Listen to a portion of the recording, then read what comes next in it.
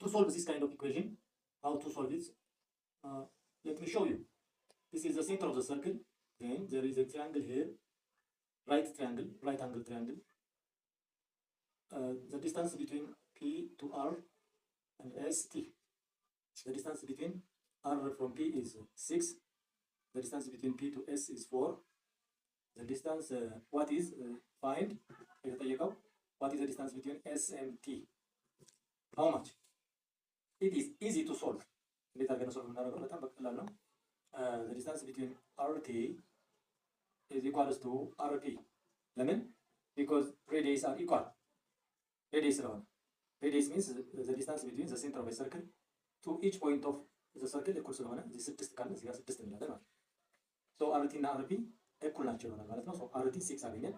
What is the distance between ST? ST so again, the Pythagoras theorem.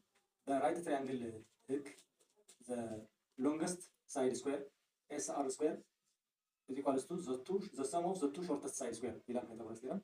So RT square plus ST square.